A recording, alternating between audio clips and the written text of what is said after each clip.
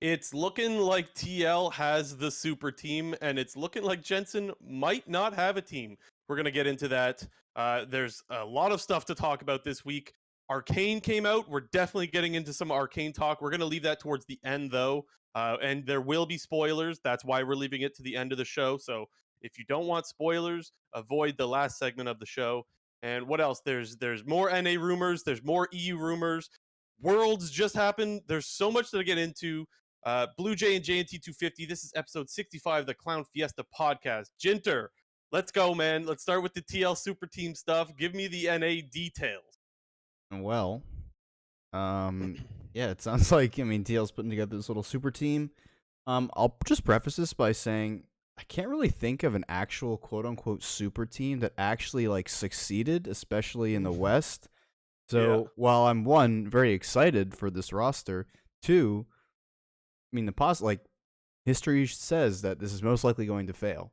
Not because of these what's specific the roster players. first? Let's say the roster in for case people don't know. Yeah, if you don't know somehow, their projected roster is going to be Bwippo in the top lane, coming back to the top lane, Santorin jungle, Bjergsen mid, Hansama AD carry, and Core JJ support. Yeah. Okay. Now, right off the bat, who do you think is the best player on this team? Because that's not obvious, right? If I had to, I think currently it would be Hansama. I think so too. But I would only say that because Core JJ had a bit of a down year. I wouldn't even call it a down year, just down in comparison to his previous 2 years. And Bjergsen hasn't played in a year. And the last time Bjergsen was playing, he was the best player in the LCS, pretty much. Him or Core JJ at the time when summer was going on and TSM was making the dream run. But if I was picking players at their peak, I think I would still pick Core JJ. Yeah, well, actually, that one's tough because Hansama to me, I mentioned this before we even knew that he was coming to North America. I thought Hansama was the best AD carry in Europe. Do you remember me saying that a few episodes ago? You've been saying that. So this to me was usually you don't get people when they're at their prime coming over to North America. I'm more excited about Hansama. Goods. Well, and not even necessarily expired, but definitely not. There's best before date, but or something like that. I don't know what the term I'm looking for is. But anyways, I think he's at his peak. And when we got Perks, for example, I did not think Perks was at his peak. And so I'm more hyped on this Hansama signing than I am on the Perks signing. And it's not because I thought Perks was bad, but you could clearly see the drop off from 2019 Perks to 2020. And so I was a little bit nervous coming into 2021. And ultimately, there was a good reason for it, I think. And you could also argue that maybe Alfari was coming over at his peak. That one's debatable, I think. Probably near his peak, but this one, I'm for sure, Hansama's coming over at his peak. There's no doubt there. And so I think that's something that's really, really crazy. And the worry for me, a lot of people are talking about Bjergsen as a worry because he took a year off, and I think that's totally valid. I think there's that, but also Bwippo, who hasn't played top for a whole year. I think there's worry with both of these players, but regardless, I think they will both perform really well still. I'm on the optimistic side more than the pessimistic with these two. Yeah, I would tend to agree. I wouldn't even call it a concern, but Bwippo to me is, I think, a pretty interesting decision for Team Liquid to round out this roster, because it does you have a very, very volatile person in the top lane in terms of his gameplay. Bwippo is a very feast or famine type player. It was very clear when you watched him play in the LEC when he was going up against other very strong top laners, specifically Wunder. I think in pretty much every single G2 versus Fnatic series from 2019 to 2021, it was either Wunder smashing Bwippo or Bwippo smashing Wunder. And so I don't think my main reason for this is I think the tops in NA I think are pretty good for the most part. Huni played well last split, Impact played well last split, Fudge played well last split, and I got to give credit to Someday, who's kind of his performances got better as summer split went on, because he was a player I was pretty low on. I wouldn't put Someday up there. I wouldn't, but I'm just saying he's a solid top laner, and I don't think that top lane is as much of a cakewalk in NA as it used to be in season 8 and season 9, where what our best top laner in the league was like Impact, and now we have these other great players who have definitely surpassed him, and Impact is like kind of on the decline. So I was a bit surprised to see them one go after a player who, isn't like, I don't know, I don't know how to phrase this, but maybe isn't like in the best mental state at the current moment. Two is coming off of a role swap, and three has a naturally very volatile play style in this very, I would, conservative roster. Like Santorin's not this big flashy player. Bjergsen kind of is, but hasn't been very recently. Hansama is like technical by the books. Core JJ is your flashy. So a couple of things. So for me, I'm always pro aggressive. I say this all the time. I think aggressive is the way you want to play League of Legends. So if that's what you're getting out of Whippo, I think TL should be happy with that. Now, yes, obviously guys make mistakes when they're playing aggressive. You can go too aggressive. That does exist. I would rather have aggressive than passive all day long. And I would also say that Whippo, even though yes, you could say volatile, he's still been one of the best top lanes in the LEC for the last 3-4 years. So, yeah, I guess what I'm saying is I'm not worried about Whippo as far as how he's been playing in the past. I worry about the year off from or the time off from playing top lane. That's what I'm more worried about. Not so much the not his play style or anything like that.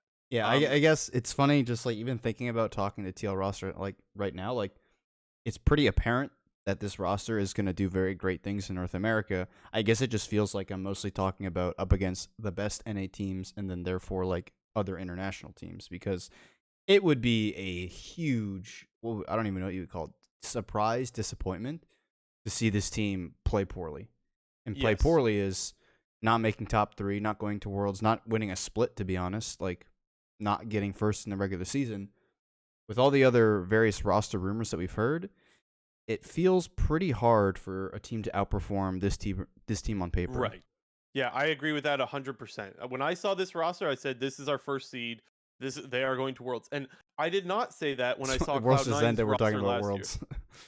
Yeah, I did not say that about Cloud9 last year when they got perks and they had the whole roster. I was still optimistic they would be good, but I remember wondering, going back and forth on whether I thought TL or Cloud9 was better at the start of last year once we found out what the rosters were.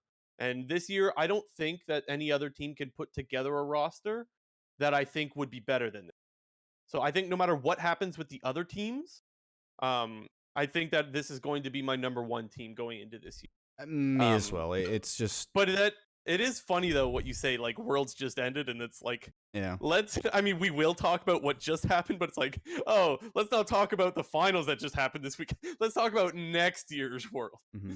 Yeah, So and I mean, I guess that is a little fun. the only thing that I will say, just to play a bit of devil's advocate here, is 100 Thieves did beat TL in the finals last year, and there is a completely fair argument to be made that a roster who is, from what we've heard of, most likely staying together for next year, there's a ton of benefit in already having played a year together, knowing play styles, easier team synergy, whatever.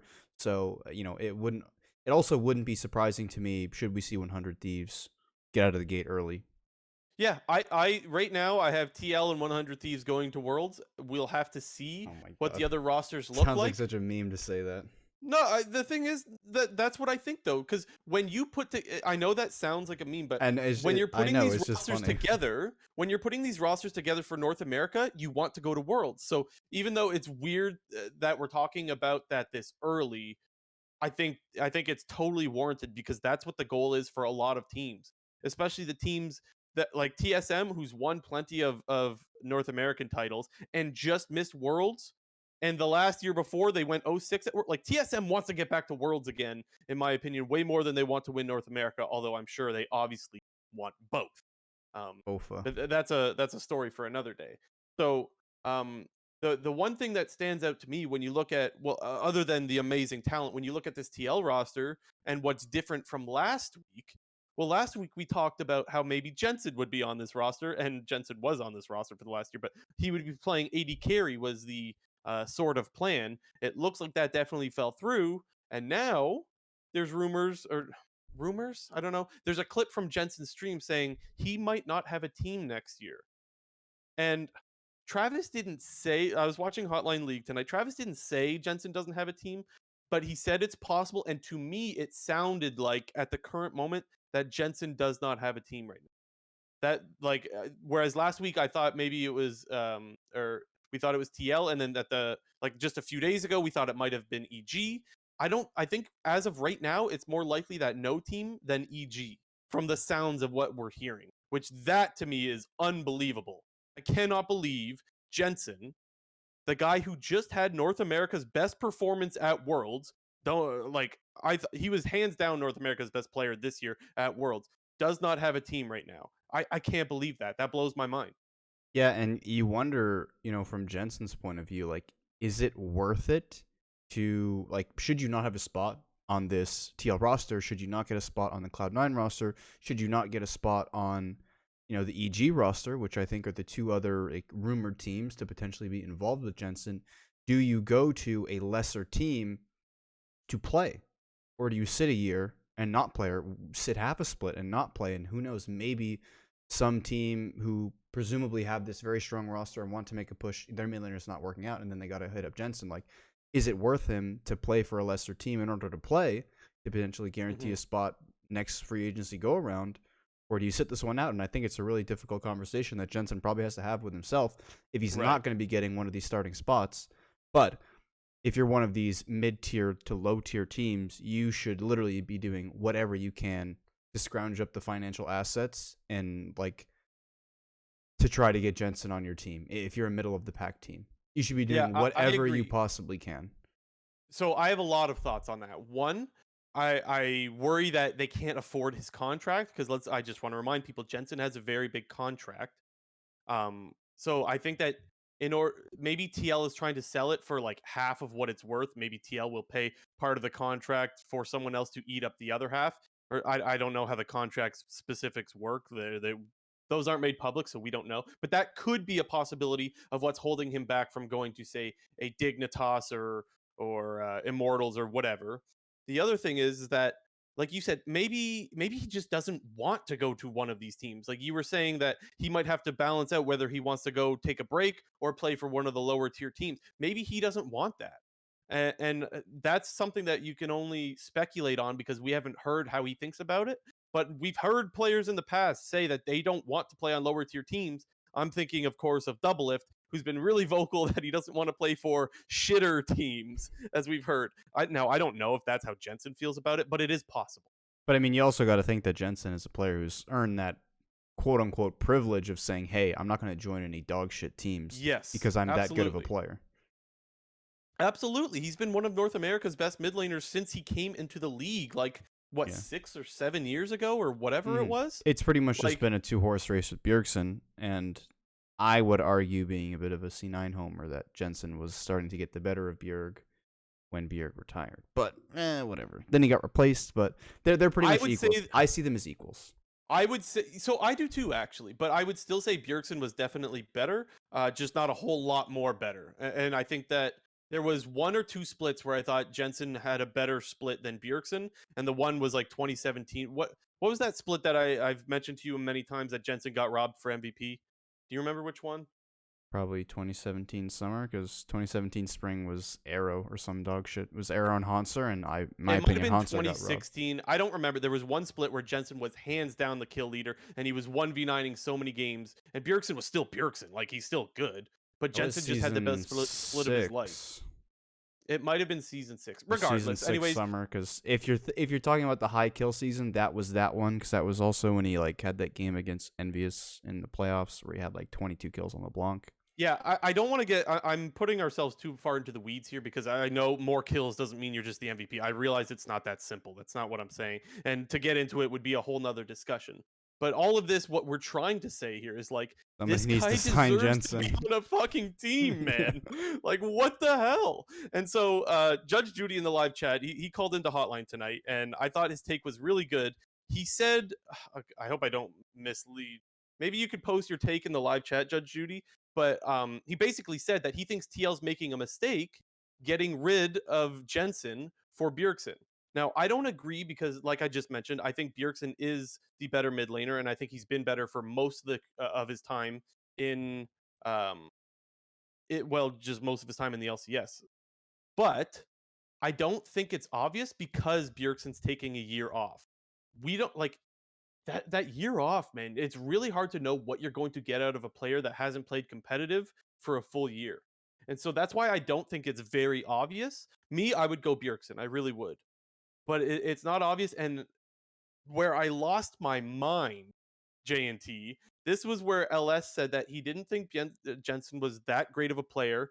And he said something along the lines of, I don't want to misrepresent here. Something along the lines of he thought that if he were able to sit down and go through his pro view, that there would be things that he could point out. That's fine. That's okay. But when he said that he thinks Jensen is put on champions that make him look better, I What does lost that my mean? mind. What does that mean? Well, yeah. So I don't know, because if you look, let me pull up Jensen's champions that he played at Worlds this year when he's 1v9. This was like, I was irate. The only thing Jensen played Syndra, TF, LeBlanc. He had a bad Aurelia game, which is like what LS really heavily leaned on. Twisted Fate, LeBlanc, Twisted Fate, Syndra, LeBlanc, Rise. Like, oh, you mean the champions that all the other mid laners are playing, man? Like, I could use that same argument for Showmaker, but no one would use that argument for Showmaker. yeah. Like, oh, Showmaker's just playing these champions that make him look like what? And I normally agree with a lot of what LS says, but I was losing it, and I was like begging to be pulled onto Hotline so that I could defend Jensen on this. And JNT, I promise I'm done with my rant now. But is there anything of what I just said there that is crazy? Am I losing it? Well, I mean, you definitely lost me at, like, he's playing champions that make him look good. What does that mean? So he's performing the thing good? Is, I may not be directly quoting, but that is the idea of what he said. I get that, but like, what is like the negative? What is the negativity in that statement? Like, you're playing champions that make you look good. Well, if you're looking good, then you have to be playing good, at least at a bare minimum. And second of all, like you just mentioned, to say that he's playing champions that make him look better, and all the champions that he's playing, Syndra, LeBlanc, Twisted Fate, and Rise, and like you didn't say Silas, but like those 5 mid laners were all the top 5 mid laners at Worlds, so that's kind of ridiculous. Jinter, I wasn't even naming off the top mids at Worlds. I was naming off the champions that Jensen played. No, but I mean, at Worlds, the best 5 mid laners were LeBlanc, Rise, TF, Syndra, and Silas. Which, like, everyone is playing, right? Like, everyone's playing. And people played some like weird champs in there, like the Malzahar, like the Aurelia, whatever. I don't think I've ever been this fired up from one of the takes of the actual people, like the people on the show, not the callers. The callers will, if you let the callers takes get to you, you don't want to watch Hotline League if that bothers you. But this is like LS, who, like, he knows his shit. Like, I have faith that LS knows what he's talking about. In this instance, I think he's on crack. I couldn't believe when he said that. And for those that think I might be misleading in what I'm saying about LS, Judge Judy in the chat is backing me up here, saying that's what he said verbatim. So I'm not making this up. This was it was very, very crazy to me. That's what he said. Very crazy to me. Getting back to his take, though, what do you think about the Jensen Bjergsen thing? Do you think if you're TL, it would be better to go Bjergsen or Jensen? I think I've held this sort of opinion with a lot of top players who if I would want on my team going to Worlds. Like, you have players that are going to be at a certain level and never really go too much higher than that level and never really go too much lower than that level. And then you have the opposite player, one who has a huge ceiling but also has a huge floor. Example, Perks. Like, that guy has both a huge ceiling and a huge floor. When he's on, he's carrying the game, he's 1v9, and when he's not, he's inting the game. And he's running it down. You saw the highs and lows of that at Worlds in the LeBlanc game against Rogan, the tiebreaker, and in that Rise game against FPX in their first matchup between the two. And I think the way that I see Bjergsen is he's basically a constant 9 out of 10. Like, he is solid top mid laner, always a 9 out of 10. And with Jensen, I think it's always been Jensen's either the 8 or the 10. He's either that one step below Bjergsen, majority of the time I would say, like 75%, he's that 8 out of 10 in comparison to Bjergsen, but 25% of the time, he is that 10 out of 10 doing more than Bjergsen is doing. Because I think, like, don't get me wrong, both players, great players, but I do think that Jensen has the slightly higher ceiling than Bjergsen, but also the lower floor. And when building a roster for international success, you don't always want to play it safe. Like if your goal is to truly go to Worlds and do well, like the goal shouldn't be just to make Worlds. The goal should be to make semifinals, to make quarterfinals, to make finals. And teams Yeah. who hold those lofty goals and they go for those kinds of players, like it can very often, pan out for them and they do great things. But other times you just have these rosters that stagnate at Worlds in comparison to the rest of the player base. I'm going to use 100 Thieves as an example. Like they aren't like, other than, in my opinion, FBI, all their players, and maybe closer, all of their players have this specific ceiling that they're never going to like take that step over the mound, except for those players I just named, closer FBI. And we kind of saw that at Worlds. Like Someday was getting shit on. I mean, I say getting shit on. Like they were losing to EDG and T1. So like it's really hard to make a huge argument here. But like you could see the problems in the top, the mid, and the support, and in jungle kind of, because closer was getting shit on. But I don't know. I've always had the opinion that if you're designing an NA roster to go to Worlds, your goal shouldn't be just to get to Worlds and make groups and go out. It should be to do something aggressive, go for players that are going to have a high ceiling. And I think in this case, I would have rather Jensen. One, because he's already been on the team. And two, because I think he's been a very good international performer his entire career, and Bjergsen has not. One thing I will say is that Jensen did not have the greatest year in the LCS specifically. I mentioned that I thought he was totally 1v9 at Worlds, and honestly he was. Which, well, hang on, separate points, so one thing at a time. So that is something where I need to be more fair into the criticism of Jensen. His year as a whole was not that great, but his Worlds performance was. And that to me is like, and that's what matters. Like that's what people talk about. I look at it. But you'll hear a lot of people say that North American titles still matter a lot to them as well. Papa Smithy Team Liquid being vocal about that in his interview with Travis not too long ago. But yeah, to Team Liquid, yeah, that's a good point, right? Similar to TSM, international success. Similar to TSM and Cloud9, their goals are to have success at the international level. All three of these teams have won enough domestically, have a popular enough fan base, have enough support from sponsors because of their domestic success to go out and do these various things. Like they are the ones that get to buy the great players. They are the ones that more often than not are going to Worlds. Yeah, no, I agree. Back to what you were saying before, I half agree in the sense that I agree when you were talking about how you would like more higher risk and higher reward. That part I agree with. The part that I didn't agree with was the Bjergsen or Jensen having the higher ceiling. That I don't think so. I don't have a strong opinion on that, but I'm thinking about all the times that Bjergsen was just absolutely hard stomping in playoffs, and that to me was his ceiling. And I don't know, like I guess I just don't see that being lower than anything Jensen has done. However, that is in North America, and maybe you were talking about internationally, perhaps, or am I getting that wrong? For what? Just like performances? For when you see their ceiling, like I think I think Bjergsen's ceiling is probably as good as Jensen's, maybe better. However, we haven't seen it at Worlds, so that's where I could see some criticism being there. But where I don't agree with you is that his ceiling, or that Jensen's ceiling is higher than Bjergsen's. That part I don't necessarily agree with. I think more recently I would tend towards Jensen. I think before, obviously, in probably seasons 5 to 8, 5 to 9, it was probably more Bjergsen favor, but Jensen is consistently either 1 or 2. And, I tend to... I even say this with traditional sports. Like I tend to prefer the performers when it comes down to clutch time, like the crunch time. Like if I need a clutch player, like I'm gonna take the clutch player over the good regular season player.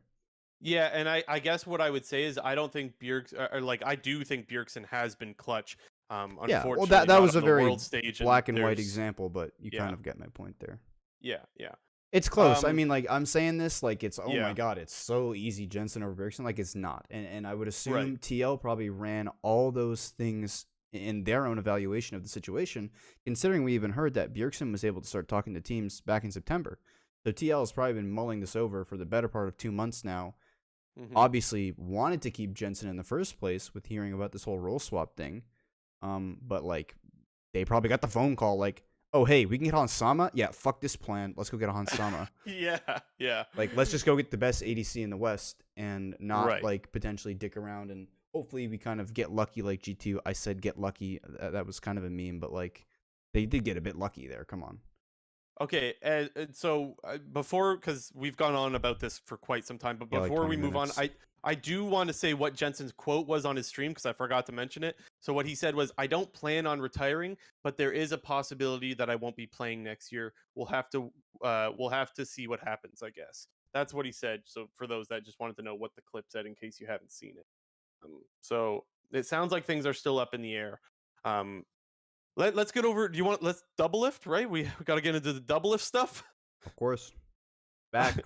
Question mark. So, well, yeah, question mark is for sure. So, if you listen to Travis, who's a very good friend of Doublelift's, he would have said, I've heard him say many times that he doesn't think Doublelift would come back. He didn't think at all it would happen, and that he was kind of surprised himself that he was making a video talking about the possible return of Doublelift. Now, what we're being told is that all the stars have to align, and he needs to be sure that he has a solid support to play with, and well, I guess probably just team in general. But I'm surprised that he's coming back as well, and I am not as confident in Doublelift's return as I am Bjergsen's. Um, when Bjergsen left, I thought Bjergsen was still towards the top of his game, maybe not at, but close to. Whereas I did not think that was the case with Doublelift. His last season with TSM, I thought actually looked much weaker than what we're used to seeing out of Doublelift. And so when I see that, I'm a lot worried as to uh, seeing a player on the decline take a year off and then come back. That to me is a lot. I'm a lot more worried about that than the player that looked good when they took a break, if you will. Yeah, I mean, pretty hard to argue with that. I mean, to give the Doublelift side of things, obviously, it was kind of even his decision, but with the whole moving off of TL and going back to TSM situation that happened in the middle of spring and summer, it was fairly evident that support was fairly weak within TSM throughout the entirety of that split, because we did see Doublelift reunite with Biofrost not look very good.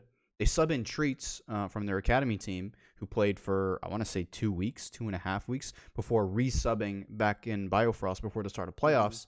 And, we both said many, many times on the show that we thought that Doublelift and Biofrost did not look good and were the problem.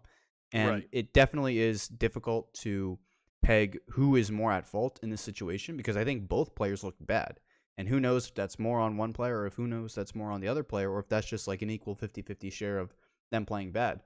But it is hard to ignore, Doublelift's his trophy case that's probably sitting behind him in the Yep. corner in his apartment, and he's laughing at all, the rest of the shit that's going on. Mm-hmm. And, like, he's the second best NA player of all time, right behind Bjergsen, and could be, in other people's opinions, ahead of Bjergsen. So it's pretty hard to ignore that, and I think a return to any team would be welcomed, but from what we have been told, it's going to be a good team or no team.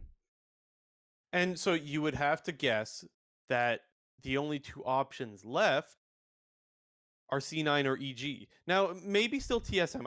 I shouldn't count out TSM. But the reason why I I don't don't think think that's it's going to TSM, happen. the reason.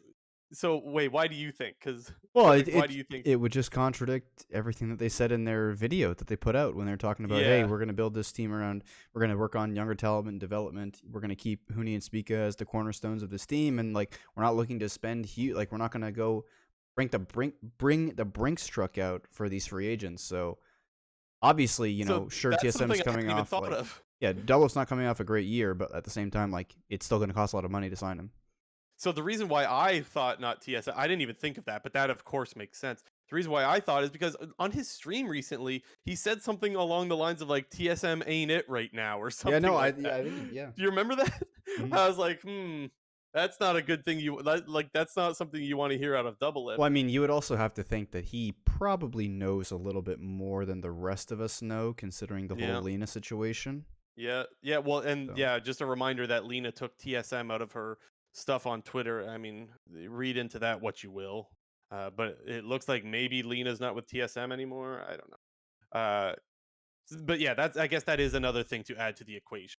So that's why I say C9 or EG. However, on Hotline Tonight, and maybe even in the Doublelift returning video that Travis Gafford made, it sounded like he was saying Sven might actually be staying on C9 now, whereas at first it sounded like Sven was going to be leaving. And so then your options are probably just EG. And it's like, are you going to replace Danny for a guy that looked worse in his last season of his year and then took a break? I think that's a big mistake if EG replaced Danny with Doublelift. I really do, which um, maybe that's crazy to say to some people, but I don't think it's crazy at all. I think you might have one of the most promising young players that the LCS has ever had. And yes, I know people are going to point to Mike Young and XD, of course, KEKW, all Well, that. I was gonna say he's like the Blabber 2.0. Maybe, right? Because The if thing is, terms we if don't terms of his know. like aggression and like what he does, and he's kind of cracked, like, Yeah, but he also was yeah. kind of inting at points.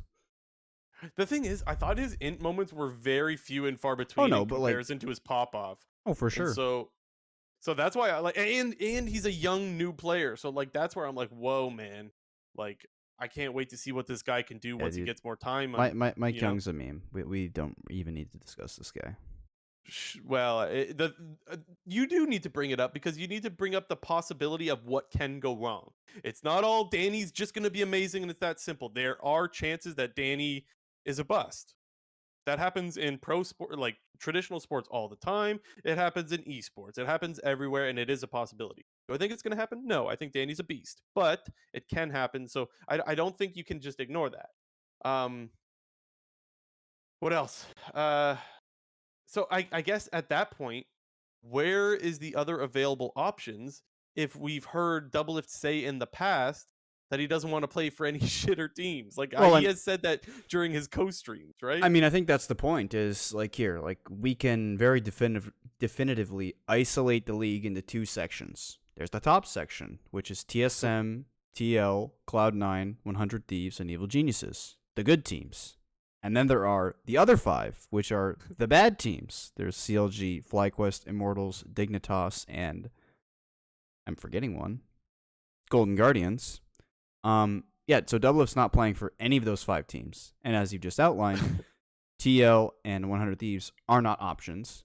And EG is a maybe because we don't know. But if we look at the math, it's probably better to keep Danny based on recent performances. And TSM, we just talked about them. Bit of an XD. I don't think he's going back to TSM.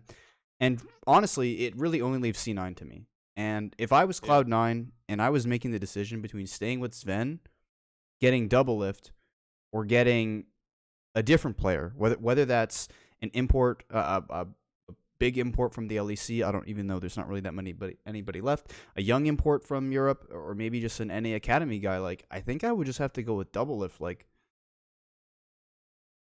Sven has been a problem on Cloud9. Like, he like, sure, I think there are other problems that you can point to, and more recently can point to that's not Sven, being Perks and Blabber when it comes to these big, oh no, what the fuck are you doing moments where a guy is just straight up inting. But we've seen time and time again Sven get caught, Sven make these same repeated mistakes that have been happening ever since he came to North America and joined TSM.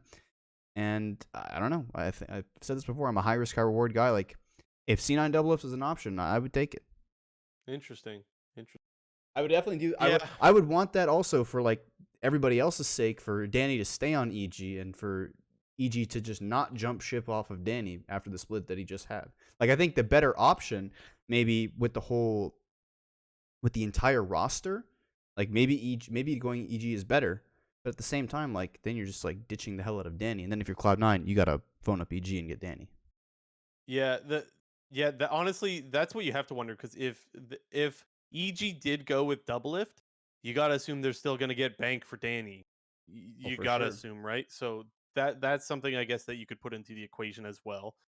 The other thing I'll say about EG is that I thought that they were set up to have a lineup that would go to Worlds. I mentioned before how I thought TL and 100 Thieves are going to have lineups that are Worlds bound. I thought my third one was going to be EG when I heard of the potential Impact inspired Jensen, Danny, Ignar roster. I was like, that's a roster that can go to Worlds. Now, I haven't heard that it's not the case, but I'm starting to suspect the inspired thing is not happening. Fugazi, as you would Because say. Fugazi, yeah, that's Fugazi. It's Fugazi. Now, the reason why I suspect that is because I think that if you were getting inspired, you were probably going to go with your "we can make it to Worlds" roster, which would then include Jensen. the fact that Jensen might not be on a team anymore makes me think that either they weren't able to get inspired, and so now they don't want to spend on Jensen because this team was all ready to spend. That was like, we know they wanted to make a super team. That was said a few times. um I'm thinking maybe they can't get inspired, and that's why I think they're like, well, if we can't get inspired, we can't go for a super team. Why not just run Jojo Pune and Danny are too young? There's supposed to be a lot of hype behind both of these guys, and let's see how they do while spending way less. So Yeah. I don't even think that what EG is doing is necessarily wrong. I'm just confused because it's like, I'm just trying to connect all the dots here. It's really, really weird. If you could get inspired, wouldn't you go after Jensen instead of Jojo Pyun? I mean, maybe. The other thing that I remember I was kind of preaching a bit in our last episode was talking about how, me personally, I wish we see more North American rosters stick together and we see these teams sort of play it out an additional year instead of blowing the whole thing up. And I feel like EG is a really good example of that, where, yeah, sure, they didn't have the playoff success and didn't make it to Worlds as they were probably hoping for. And yeah, didn't have much playoff success in both spring and summer. But this was the roster in the LCS last year that could beat anybody and could lose to anybody. And should you be able to find that consistency, like, we could have been looking at a really, really good team. Like, one of the problems that I would always point with EG and Immortals was somebody was kind of always doing some inting in every game, and that would always make it difficult. Like, either Yeah. Jizuke wasn't doing so well, but then, at the end of the split, he was like really turning it on, and Impact had a really strong, beginning to the split, and then he kind of fell off a little bit. And Sven Skaren, that guy was up and down the entire split, and when we saw EG, actually have some consistency and they're playing well, they were a really good team. They had one of the best records in the summer split last year. And, I would prefer to see, like, if EG was going to run the same roster back or run a similar variation of the roster, I would be totally okay with that. But also, I mean, if you have the money and you want to go make these big moves, like get inspired and get Jensen, I'm all for that as well. I think EG is actually in a good spot where I kind of would feel confident with whatever they do. Whereas there's these other teams like Cloud9, like TSM, where there is just so much up in the air and your foundational pieces from last year weren't looking so good. There's question marks. Yeah. It's really strange because EG to me seemed like a team that their goal was to make it to Worlds, and to me this seems like a perfect opportunity to do it. So I think that if they had the option of getting inspired in Jensen, they would take it. I think that's why I'm guessing that they were not able to get inspired, and so they're like, well, we're not going to spend on Jensen. That's my theory. Um, but I just need to make it clear, guys. I don't freaking know, man. I don't know. And if there's anything that I've learned this offseason, it is that I don't know. Like, literally, there's so many surprises that I can't even.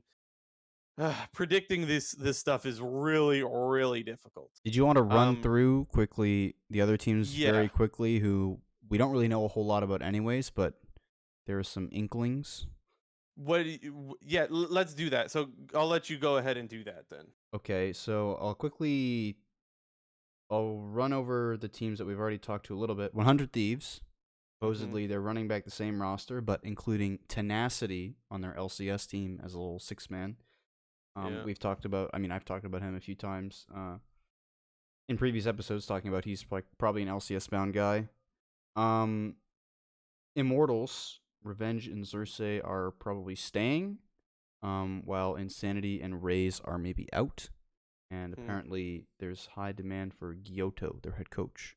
Yeah. Which was kind of interesting to hear. Like, I don't know if that means high demand, like Immortals is entertaining offers to get, like, to sell him, or if Yeah, teams are like, do just you sell a inquiring. coach? I Well, never knew how that worked, eh? well, the one thing that just confused me when I heard that was when Immortals got Gyoto at the end of uh like free agency last time around, he was like supposed to be like, we're gonna use, like, this guy's gonna be our coach and we're gonna like give him what he wants and let him build the roster. Like, that was kind of the word when we heard about this, and we saw that when he brought in his like Origin boys and Xerxes and Destiny and kind of filled the rest with NA developmental type stuff and Revenge, Insanity, and Raze, who he doesn't take up an import slot, so that was able to go like that. So it's kind of weird for me to hear that Gyoto might not be on that team anymore, considering everything that they told us last year would suggest that this is the guy that was going to stick around. Hmm. Next up, Dignitas. No idea. That's all you So, have written for me. well, so no, there's a little bit more. It looks like Aframu's may be out, which leans into the next one. which is saying that maybe Afro and Johnson could be reuniting on FlyQuest. Um, you and I loved this bot lane. So Dignitas, who the hell knows, whatever. But the FlyQuest thing is really interesting to me. So FlyQuest, it looks like Jose Dioto's leaving, which, as you remember last episode, Dude, like, that doesn't make any anything sense. to say for yourself? Dude, if people don't know, last week I said, like, if I know one thing, Jose Dioto is going to stay on FlyQuest. What did I Because, say? I remember I said something of like, I don't think well, so. you Or what you did were I just say? like, anything's possible or some dumb shit Yeah, like yeah, that. yeah, yeah. But, like, they, like, they literally changed their, like, half of their whole brand to fit this guy with the Spanish, like, rebroadcast with the Spanish commentary and the Spanish casting. They promoted the shit out of him, yeah, throughout the entire year. And I don't know, it just feels kind of crazy to, like, get rid of him like that. It is weird from the brand side of things. Now, I think that FlyQuest, I don't want to get too far into this. I think FlyQuest is going to continue with the Spanish stuff. I think they do a lot for the Spanish speaking community, and there's a huge part of that in North America. So, regardless of whether you have Jose Deodo or not, I think you keep going with that. I think they just started it because they realized, like, hey, there's a demand, especially when we're getting a Spanish speaking But player. what if all So, the that fans flip out because you got rid of him? They're maybe. like, go The fuck thing is, I yourselves, still you got don't rid of think Jose so. Dioto. I still don't think so, but I don't think they're happy about it. But I still think you have to respect an org that is catering to that audience that hasn't been catered to and probably should be catered to. Outside of that, and like the whole business side of things, they're also trying out Hanser and Jenkins, two top laners that I think are definitely worthy of LCS. Hanser, we haven't seen in a while though, so I'm a little less confident there. But Jenkins had a good year on TL, filling in for Alfari, so I think that that's a really good sign, and I am really happy about the Johnson Aframu reunite because Johnson Potential. had a very rough year. And I think that when he was playing with Afro the year before, I think they looked so good. That bot lane was so underrated. I'm happy to see them run that back and try that one. And Tukui, this guy from the LFL. LFL, I know nothing about him except that I really think that that league produces a lot of good talent. And so I'm surprised that a former MVP, I think it was Spring MVP Yep. from the LFL, is not acquired from another team. The fact that FlyQuest is getting this player is really surprising. And then they're also looking at Sven or contracts. This is as per Travis Gafford's video, by the way, just for those that don't know. He made a rumor video, I think it was on November 4th. So that's where we're getting this information from, for Which those that are was curious. 4 days ago by the time that we're Yeah. talking about all this. So I guess what I'm saying when I look at FlyQuest, not bad. Considering how bad the year was, I think that they Yeah, will be better. I I think it agree. has to be better. Yep, I agree. Next up, there was Golden Guardians. It looks like they're keeping Licorice and Olive, but it looks like Chime is gone. And Travis says that he's unsure about Stixay and he's thinking a jungle import. I don't have many thoughts on this. I think this is like, I'm glad that they're keeping Olive. Licorice, we kind of knew because they signed him. Yeah, Like, yeah. as soon as they traded for him, they signed, but not a big surprise whatsoever. Chime had a rough split, I guess you could say, but he was also like a new player. And so, They never I picked don't him as know. Bard, dude. Not a single Bard Yeah. game. True. I don't really Sad. have too many thoughts on Golden Guardians except that I think they should be happy that they still have Olive. Yeah, You have anything more than that? I'm glad about that. I remember talking about Golden Guardians at the end of summer, and my one hope was that they were going to keep all of Licorice, Ablaze Olive, and Stixay, because I thought all those were very solid players. Ablaze Olive specifically, I thought that guy was hella underrated last split. Like, mega underrated. Yeah, yeah. I think he had a really good split. And then there's CLG. At last, but CLG definitely says least. there's well, man, the CLG flames starting already. They suck, man. Like, We haven't even gotten into 2022. Okay, CLG is said to be going cheap. But then like you see Finn is on this list, which I was like, really? Are they gonna keep Finn? Like, they're going I to don't keep the know, worst man. player in LCS? That doesn't sound like a good idea. Yeah, and then you hear contracts, Palafox, Luger, and Poom. I think that CLG is lining up very well to be the worst team in the league next year. Now, of course, this still a lot to go. Still a lot of time left. We have about a week until free agency starts. But right now it ain't looking good. Yeah, the only thing that when I read that, both for the first time and right now, is where the hell is Broxa? Yeah. Where is Brox? Well, it's funny. It's actually, I don't know. I said this with already somewhat knowing the answer, but I was watching one of Brox's YouTube videos the other day, and he was very, his language was very ambiguous when talking about his plans for next year. Go I on. remember like this is the first minute of his most, I don't even know if it was his most recent video, but like a video came out like a day or two ago. And he was like, Uh-huh. I can't share with you guys my plans for next year, but I will soon, or something like that. That's it? But it was That's like, what he had to there was a little bit That more to doesn't that. tell us jack shit. Well, he was like, it's very exciting and stuff. I was like, if you said the word exciting, you can't be staying on CLG.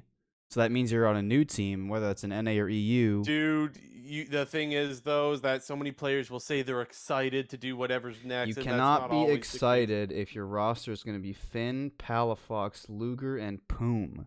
I agree, but saying you're excited doesn't mean you'll be excited. Like, if they were ever to do an interview with, like, Broxa, what do you think about joining this new team? And be like, well, I'm very excited, because that's just what people say in those interviews. You know what I mean?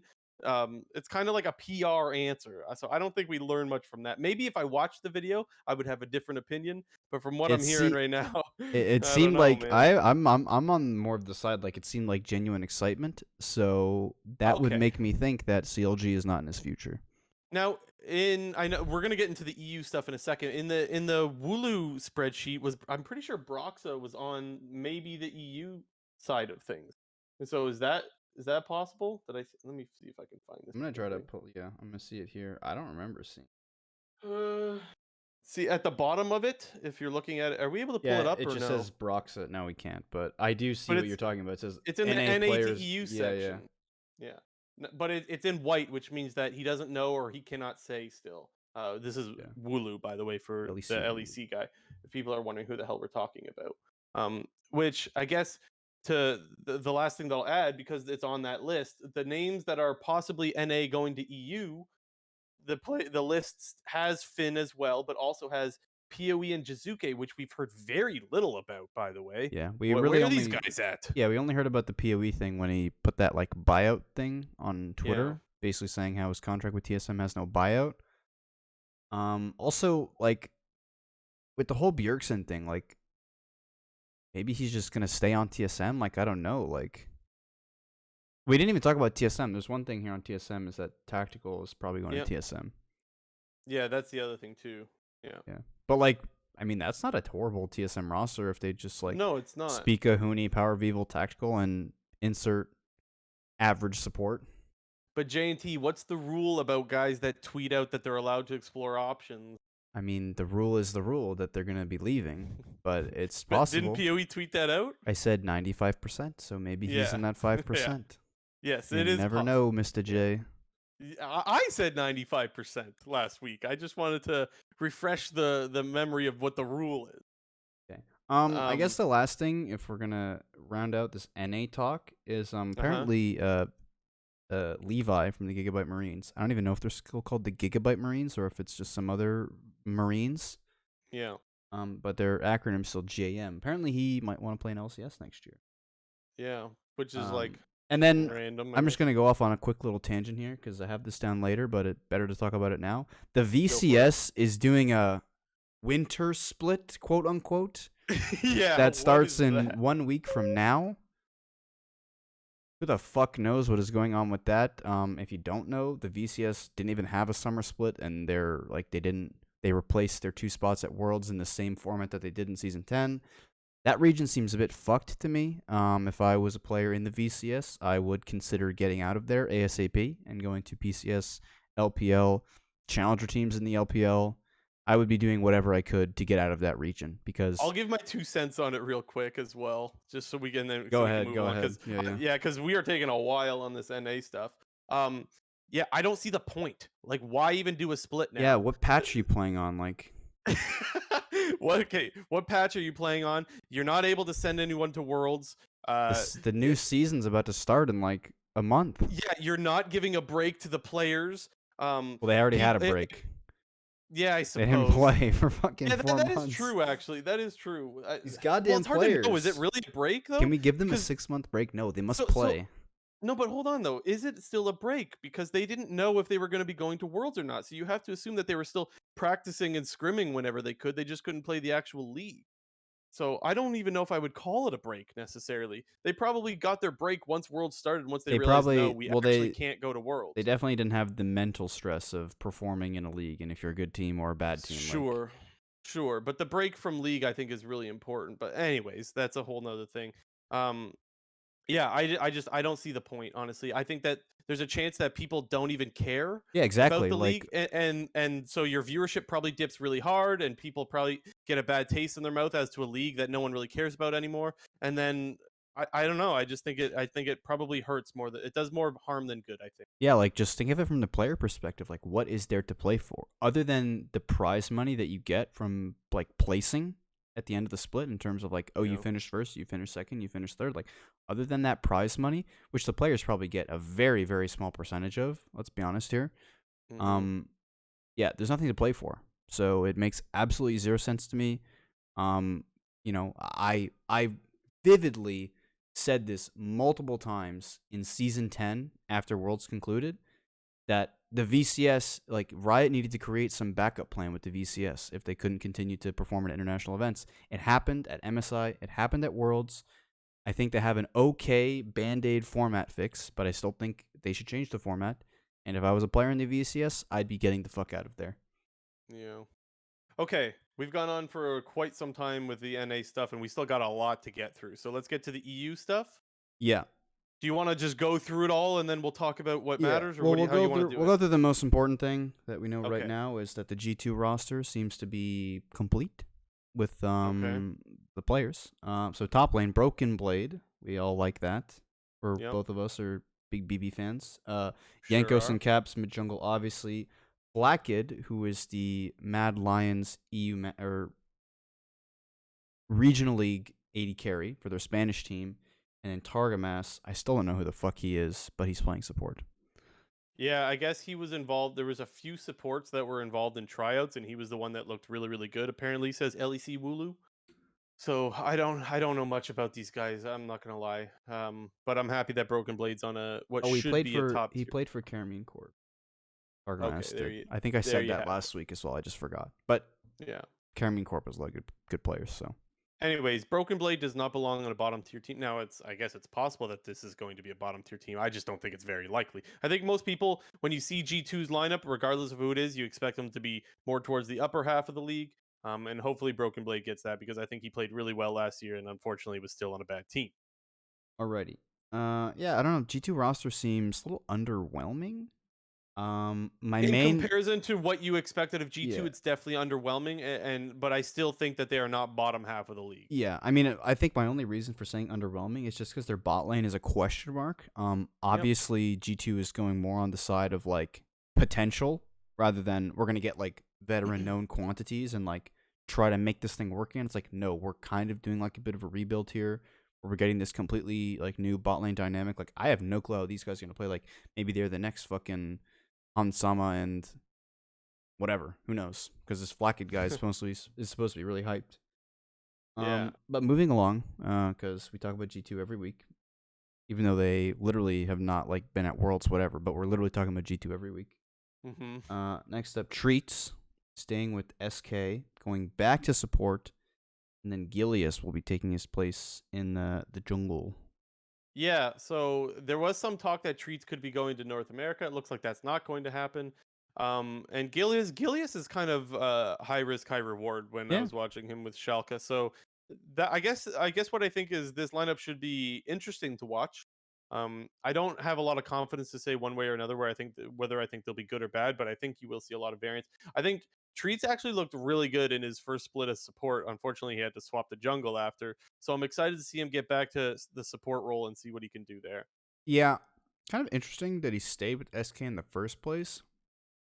I've always thought that esports teams do not reward loyalty like traditional sports teams do.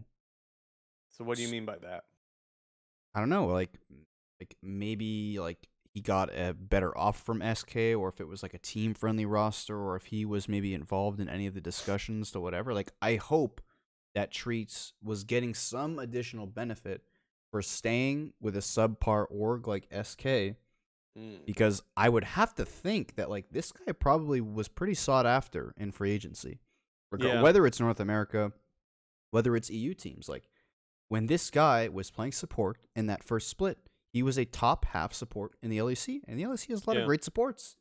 Yeah. So to see him run back SK with which will presumably be a bottom half team, I just hope that he's like gotten a bit extra from SK that You he hope he wasn't got getting. paid, is I what you're do. saying. I hope. I hope. Okay, I'm. yeah. I'm a Treats fan. There's I nothing like wrong him. with that. There's Yeah, nothing like, wrong with that. I just wanted to. I wasn't getting your point at first. Now I get your point now. yeah, You're like, I hope for his you're sake. like, if this guy stays on this shit team, this guy better get paid. Yeah, like. Yeah. Okay, I agree. Next up, Kabe is joining Astralis. So I thought Kabe had an okay year with Misfits, maybe Yeah, even good, not amazing, but good. They were a And top so I 5 didn't team. think that. Yeah, and now they I guess they didn't want him or something. I don't know. He's joining Astralis, which Astralis didn't have the greatest year, but Astralis showed some signs of being good. Like they're keeping Zanzara and Promiscu. I don't think Promiscu's all that good. I'm not gonna lie, but I do think Zanzara had some good performances. I think White Knight is staying there as well. I was gonna say, And I think we talked about him at some point, whether it was last week or the week before, but I think both of us were in the same boat that we thought White Knight was like pretty decent. Like he's a yeah, decent player. right. So I think that there's a chance that this team's good. I guess I'm not. I don't know. I guess I don't really have like a strong opinion on this team because I yeah, like I said, I really don't think Promiscu's that good. I think that guy runs it down. Yeah, I was So just I checking was surprised that they're keeping him. Honestly, I was checking the LEC Wooloo sheet real quick just because I didn't know who they were playing in mid lane because we do know that Magic Felix is no longer on this team. There's just some Are we random able name. to pull up the Wooloo sheet? Are we able to No, pull that plus up on it's the kind of thing? all zoomed out and crap, so don't think it would.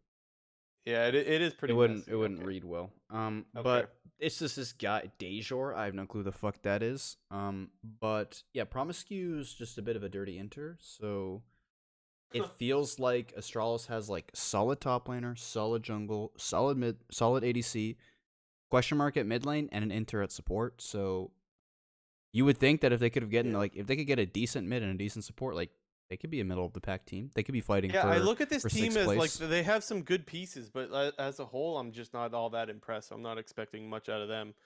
Like Mad Zanzara. Lions. Let's go Mad Lions stuff now. Yeah, they Um, extended the contracts of their entire coaching staff. yeah, And I'm a that's big fan of Mac, their head coach. yeah, Just seeing he's his a smart interview guy. with his interview with Ashley King, I gained a lot of respect. Like I have a lot more respect for him, knowing a little bit more about him now. I think his outlook on coaching and giving his players rest is what players should have. So lot of respect from me to Mac. I think that that's nothing but good news for Mad Lions fans. Yeah, and also their new 80 carry is gonna be unforgiven, not forgiven. Yeah, If you're that like was a me, bait. you got baited when you read the title. I got baited. I read that and I was like, "What?" And as soon as I posted it to J&T for him to see it, I'm like, "I'm not even gonna tell him that it's Unforgiven. I'm just gonna let him take the bait like I did." I took the bait. Uh, It was it quite is not surprising. Forgiven. Well, because there's word that Forgiven wanted to go back to pro play, and so like Yeah, that was that name last just week. kind of stands out. So yeah. And Anyways, why is this guy Unforgiven. making his name Unforgiven when there was like Forgiven that existed before him? I never understand people Yeah. who make names like that. Like you're Well, he just might have had cringe. his name already. You could have been Unforgiven in like season 2 or something. Who You gotta knows? change that shit if Forgiven's like around. Maybe. Yeah. Okay. What else? What's next? Next up, two people who I have no fucking clue who they are, but Synkrov is joining Team BDS as their jungler, which is the Grabs team, the new LEC team who's taken over Schalke's spot. He's from Karmine Corp, but you know they produce good players, but I really don't know who he is or what he plays or whatever. And then last up, let me get this name right. Schlatten. Do we know? I'm. This is a guess. I'm gonna go with Schlatan. Hey, But we'll I go have with no that. idea, man. He's a jungler, and he's apparently going to be playing for Misfits, presumably replacing Razork, who's going off to Fnatic. Yeah, Misfits. Misfits is like a huge question mark to me because they did have that really good split. They had a lot of solid players like Razork, like VTO. Like, is that guy staying on Misfits? Like, he better be. Like, he's their best player. It looks like it. Confirmed from the sheet. It looks like they're keeping Hear It, Schlatan. That ruins VTO, my C9 Neon. VTO dream. Neon and then Vander. Okay, so that's all the stuff, but there's still some players that might be coming to North America, and so like you're talking about C9 on this sheet, it says Niski is likely going to C9. It says C9 Niski, and that is in blue, which is likely, not confirmed, but likely. So That I mean, isn't that good news, JNT? Yeah, and also Niski coming back to Cloud9 would also push me to think that they are more likely to retain more players from their previous roster. What I mean by that is, like, if you're gonna bring back a guy like Niski, like, as I wouldn't even call it a band-aid fix, but as your next mid laner after Perks, like, you would think that the whole thing would just be a lot easier to have him play with Blabber, with Sven, with Vulcan, and obviously Fudge is going to be a different player than Licorice. But I would just think that Niski kind of tips the scales more towards Cloud9 returning a majority of their players, rather than them putting in a bunch of new rookies and whatnot.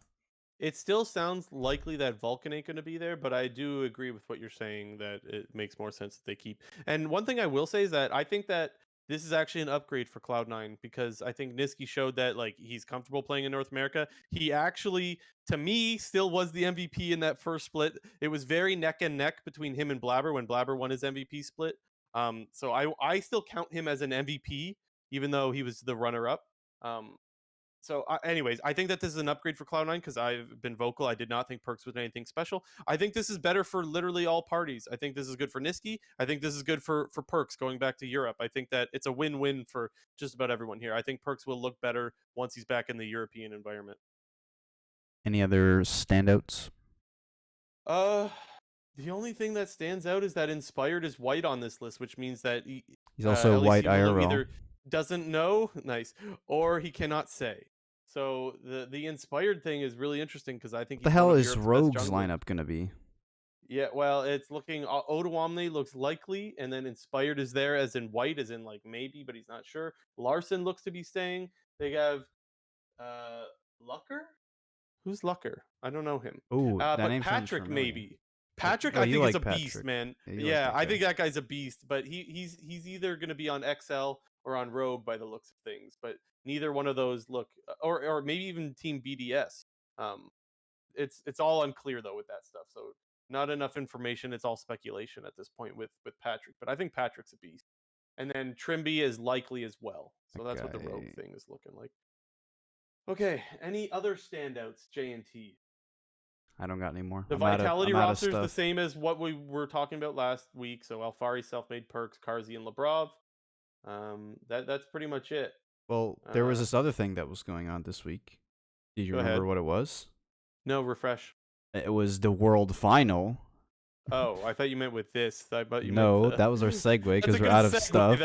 It was a good segue. I was just a little slow. I'm sorry. My weird joke there was because it feels like Worlds is a distant past. Like free agency started, it's going.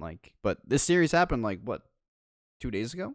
2 days ago, man. It feels like forever ago, and it feels so overshadowed by all the Arcane stuff and all the EU and NA roster stuff. Yeah, but we had Worlds go 5 fucking games, man. It's funny because I thought oh my god, what a genius idea to do all this Arcane stuff right in tandem with the World Final.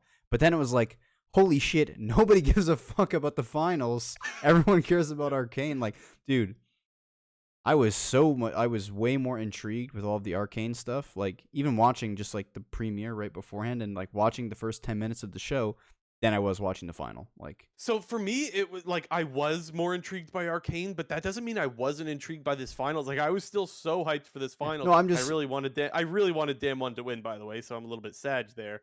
But it was this weekend was just so freaking awesome, man. It was everything. You got rumors, you got finals going 5 games, you've got Arcane, which is hype, by the way.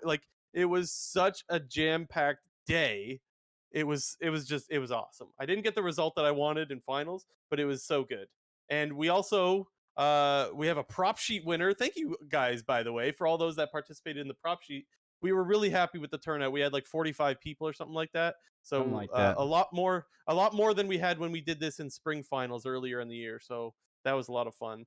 But let's get into the series first before we talk about who won the prop sheet. The series was 5 games. It was, I will say, a little slow. the series was slow, but it was tense because it's world finals, where it's like, if this is a game that's happening in North American LCS, like a regular game, you're just like, this is snoozer.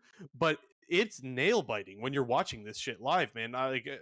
You know me, I can't relax when I'm watching this You're stuff. just a puddle of And sweat so over there. I am a puddle of sweat. I'm nervous. Anyways, this series was great, but I guess let's start getting into the players who stood out, JT. Um, well, I think, the obvious ones to talk about was I think the mid laners in this series. I think both of them played very, very well, and it was very interesting going back and kind of re looking at this series, kind of watching, bits and pieces of the game, just how focused both of these teams were around just team fighting and team fighting only. Like there was so little, you know, uh, aggressive plays in lanes. There was so little, tower diving going on in the early game because it was all about grouping up around first Rift Herald, grouping up around first Dragon, and Yeah. whoever won that initial fight was basically in control of the next 10 minutes of the game before the next Herald spawned, and then whoever won that Herald fight was in the next 10 control of the next 10 minutes of the game. And pretty much every game it kind of felt like the same thing. It was like first Herald fight, whoever wins gets control. Second Herald fight, whoever wins gets control, which leads up to Drake's Soul, which because, Dragons was one of the things that was like people were really hot and cold about it seemed during Worlds. Like some teams would very, happily trade Heralds for Dragons and work on that soul stacking, whereas a lot of these, teams that were performing much better at Worlds were ones who were really heavily playing on Rift Herald, sending 4 members, sending 5 members up there at 7:38 minutes to take it down right away and, take control of the game until the next one. But in this game we had both. Like there was Herald fights, there was Dragon fights, there was fights everywhere. Like it was Yes. just all team fighting. That's all it was. Yeah, that is a very good way of putting it. There was no fights unless there was an objective up, which I mean that's not totally uncommon in League. Like you normally fight over, but to your point, there wasn't a lot of tower dives or any like huge advantages coming out of the lanes. Yeah. Um, there were some advantages, but not enough to force dives. But you could also chalk that up to being able to having good wave management and not allowing a dive to happen on you. Like that is part of the equation as well. Hmm. Um, with that said, I will still say that Khan was very hit and miss this series. If there was any like weakness in a lane, I think it was him, but he still had some good performances as well. Um, the hit for me, or the hits rather, was his Gragas. I think Khan's Gragas is amazing. It's very, very good. His scoreline didn't look the greatest, but I don't think that accurately depicts how well he played on his Gragas. He had really nice setups, really nice engage at the one drag fight where they ended up ultimately winning the game. So I thought his Gragas was great. I thought his Graves was great as well. But then he had Yasuo, Gwen, and another Graves game in game 5 where like those 3 games I did not think he looked very good. So he had 2 very good games and 3 not so good games. And so I think that he was a big part of why they actually didn't end up taking it home, which to me is unfortunate because this was his chance to get his world championship before he had to retire and do the military service thing. And unfortunately, he didn't show up in all of the games, which is pretty sad. Yeah, I think, top lane was I think the lane that was the main focus for Damwon because if you look at the rest of the map role by role, I think we kind of outlined last week that Viper and Mako were going to have the advantage in lane early on because of how great of a lane duo they are. And Showmaker and Scout, the 2 great players, that they are, it was most likely going to go even. Like I don't think we were expecting one mid laner to roll over the other like we'd seen previously in a few other series. And then JJ, it was just all about controlling Canyon, which he did a very fantastic job in. Yes. And top lane was going to be like, okay, like this is Khan's time to shine. He's performing very well on the carries. Flandre hasn't been the best top laner, hasn't been the worst top laner, but if anyone is going to push down one over the edge, it's just going to be this guy. Mm-hmm. And some games he did that, and other games he didn't. Yeah. So I actually thought that Jejje was the series MVP. In my opinion, I thought he looked great. Now they ended up giving it to Scout. I don't think Scout had a bad series whatsoever. I think he actually had a good series. But to me, I was very, very impressed with Jia, specifically his ability to pick off Showmaker, which this is a little bit of criticism towards Showmaker as well, because this was the series where he could have just put himself right into the GOAT conversation. And I don't think Showmaker played that well. I still think he looked okay. But there was a lot of crucial moments where he got caught out. There was the one in game 5 where he's on Syndra and Flandre catches him out. Props to Flandre. We'll come back to that a little bit.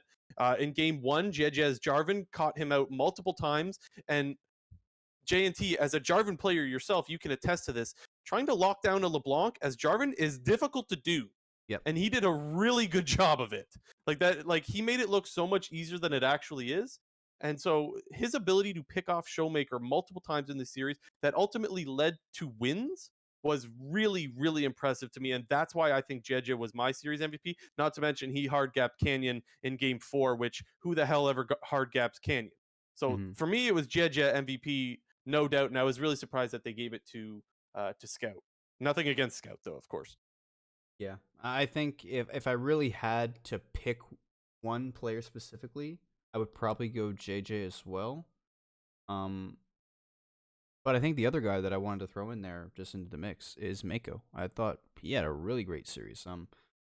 I've mentioned multiple times how I think that, Rakan is the best support right now, and he did both a really good job of one countering the Rakan with Zillion in game 1, and also in game 5 just playing insanely well on that champion. Ultimately, was huge in that winning effort. So I thought he just had a really great series. Ghost and Barrel could basically not do anything in lane pretty much the entire series.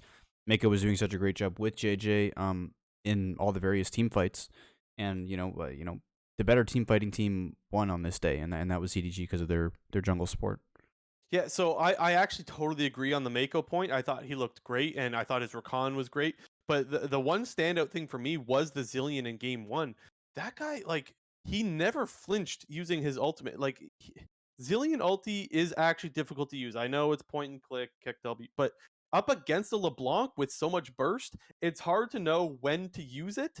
Like, you need to really know how much damage the Yeah, LeBlanc's full it's combo easy is to going waste to it, is what you're saying. Yes, absolutely. And he didn't waste it at all.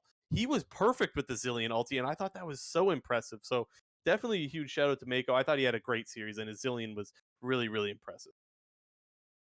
What else? Okay, Flandre. I didn't think had the greatest start to the series, but I thought he had the biggest clutch factor in the series. The game 5 catch onto Showmaker that I just mentioned, where he sneaks into the brush and Showmaker walks up to combo on Syndra, and he gets caught by Flandre's Kennen. That was a huge pop-off game. That there's some foreshadowing there. The huge pop-off game with Flandre on the Kennen that ultimately, to me, clinched the series because that was game 5. I believe they ended up getting Soul Point right after that. Maybe it was Soul. I don't remember if it was Soul or Soul Point, but definitely that was the team fight that swung it in EDG's favor, and they were able to close out the game from the lead that they got after that team fight. So huge clutch factor coming out of Flandre. Even though I mentioned the MVP for Jeje, that was really, really clutch from Flandre, and yeah, I think he was the reason they won game 5. Yeah, definitely had a better end to the series than start, because he was running it a wee bit in specifically that game 3 when Calm was playing the Gragas, like you mentioned. That guy was limit testing, I'll say. Yeah, no, you're 100% right. Like, his series was not that great to start, but as it went on, God, did he look good. Really, really weird how a guy can turn around a series like that. But I guess it's also weird on the counter side where Khan could be so good in 2 games and so bad in 3. Yeah. So, yeah, I guess you take the good with the bad. That's just League of Legends. What else? I guess a couple of things for me. One, we have to talk about the game 5 Baron steal because that was one of the weirdest things I've ever seen. I mean, sneak. Yeah, You said what did I say? steal, Steal? yeah. Yeah, sneak. Yeah, that was like, look, Baron sneaks happen. That's something that does happen. But like with those 2 champions and the time that they chose to do it, they walked over vision, walking towards the pit, and they just cleared out the vision and then just started it up as 3 other teammates of theirs all went mid to protect mid wave. Like, they were so split up. If you get caught there, which they could have easily gotten caught there, seeing as they were spotted walking in that direction, you just get caught out and die and throw the game right there. And you could see that by the time they killed Baron, they were on low HP. Yeah, like Canyon smited at like 100 HP. With that said, though, and of course, hindsight, it was a good call. It was a good call because they were slowly losing grip on the game. Yeah, it was a good call. I think to they were get like you have to 4K do down at the point. something. No, exactly. Yeah. So like unbelievable. Whoever made that call, I'm really really impressed. They ultimately didn't get the win, but that was such a weird Baron sneak. That's not a normal Baron sneak. Let's put it that way. Yeah, and I mean, I think part of it was like there was just a ton of A ramming in this entire series, and I think that was mainly because you could see that there was no clear advantages being gained in the side lanes from either team, both in lane phase and out of lane phase. Like you weren't gonna just randomly pick off a guy in the side lanes. These players are too smart and they're too on form to do that. And it was just whoever was gonna win the team fighting was gonna win the series. So I think both teams kind of recognized that, and we just saw a ton of A ramming this series, and that's part of the why like this random 2-man Baron is just like so unexpected. Like Yeah. it's part of what makes it so genius in a way. Yeah. And Wh- like I said, you have to make something happen, and they did. Yeah. And And I EDG didn't see it coming. and then yeah, oh my god, yeah, it was just like imagine like if there's a live crowd there, like we've all heard these stories about like in shooter games and in league games, like the crowd will start to make noise when something's happening. Like you'll Mhm. hear this from CS:GO pros all the time. Like they'll say like if they're just standing alone in a site, like they'll sometimes just start looking at walls randomly. Like they'll just hover their cursor over a wall and see if they hear any crowd noise because then they'd be like, oh, Yeah. he like, ooh, like. I And I must s- be aiming at someone through the wall. That's yeah, what you're so leading I to, I right? wouldn't be Yeah. surprised at all. Cause like how long did that Baron take? A long Like time. It was Graves and Trundle. you would have to think like you might hear some ink, like some sort of crowd rumbling, or like, oh, why is the crowd getting noisy? Like, and it's like, let me just go check Baron real quick. Like, I really wonder if that like could have played a factor at all. Yeah, which that honestly is a good point because Aframo used to say like when he would in the LCS stage, you'd just be like, yeah, if you hear the crowd going like getting loud randomly, you know that a team's on Yeah, Baron. So that is actually a factor when there is a live crowd. So that is interesting. My last player shout out that I wanted to talk about was where the oh yeah, it was Canyon. I guess it's not even a shout out. It's more of like a damn, like he got his lease in. He looked great on it, but he didn't get it again and never looked the same in the rest of the series when he wasn't on the lease in. And we've seen Canyon was probably the best jungler in the world coming into this series. And I guess I just didn't think that he had that great of a series outside of the lease in game. yeah. It makes me wonder, like, when an overwhelming favorite just loses, it really makes me want. And like, let's like be honest here, like they got outplayed. It wasn't like like sure Damwon was playing bad, but EDG was playing great, and EDG went out and they won that series. But it makes Yeah. me think like how like if we do play this series again, like how many times does Damwon win? Because I think this one series would indicate that it was probably closer than everyone expected. But at the same point, you had guys like Khan who was really hit or miss, Canyon who like had that one amazing game one, but didn't really look the same like you said, and their Damwon's bot lane's inability to do anything. Like what happens if we play it again? Yeah. So here's But my I'm not take trying to on take credit away from EDG. They played no, great. of course not. Of course not. But here's my take on the series coming into it because I feel like as a community, we missed out on a really good opportunity to hype up. This is so hindsight, by the way. I Yeah, realize how hindsight this sounds, but we did miss out on an opportunity to hype up number one LPL seed versus number one LCK seed. yeah. Like, how did we miss this? How Well, did we get here? it did Like, feel like people had kind of already crowned Damwon in a way because it was yeah, just us like, included. yeah, Us oh, for included. sure. I mean, I said it was going to be 3-0 Like, how did we let this slip through our fingers? because of all the Arcane hype, dude. Nobody gave a fuck. Well, and the T1 versus Damwon was the real finals. Yeah, Like it was. I feel like such a bonehead now for having thought that when it's like we literally have number one seed versus number one seed from the two best region in the world, and we're like, series is over. When's Arcane start? Like, bro, how did we let this happen?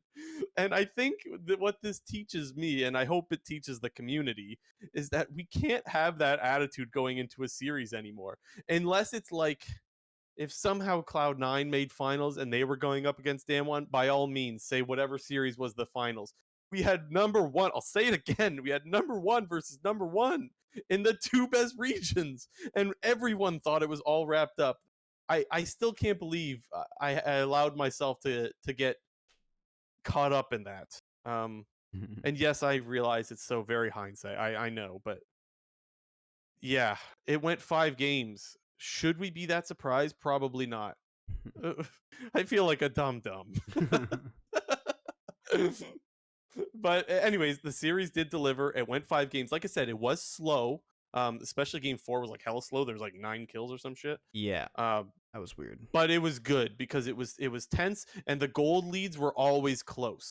I believe Vedius, or I think it was Vedius, said like in game 5, like the whole series 2K gold has been the gold lead. Like it was the whole time it was on a knife's edge, and I don't think you can ask for much more than that from a world final, especially when we've gotten so many sweeps in the past. Mm-hmm. Yeah. But amazing series, and obviously huge congrats from both of us to EDG, because this is a team that for a long time was one of LPL's top seeds, or top teams rather, and never really made a run. They finally made the run and they Yeah, made it they had count. never made it So past quarterfinals. right, and they finally made the run and they definitely made it count, and now they're world champions, and they literally shocked the world because everyone had Damwon winning this fucking thing. Mm-hmm. Unbelievable. And like we mentioned, Scout MVP. Now, J&T, would you like to announce the winners of our prop sheet that we had quite a few people participate in? Yeah, so we had how many entries? 43. 43 Okay. total entries, Okay. with the winner getting 19 out of a total 32 possible points, which you might think is low, but the average was like only 14. So, like 19 is pretty good in comparison to the average of 14. Yeah.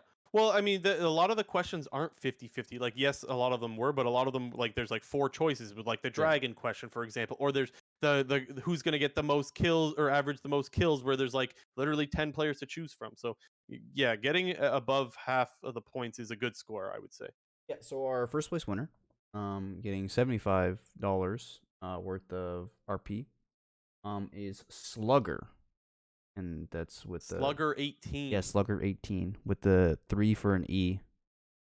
So I haven't yet, but I'm gonna send you a message on Twitch, and I'll pretty much do that right after this. And our second place winner, who also had 19 points, but Slugger edged him out in the tiebreaker question, which was latest first blood of the series. Oh, I didn't know that they were tied. Yeah, they were tied 19-19.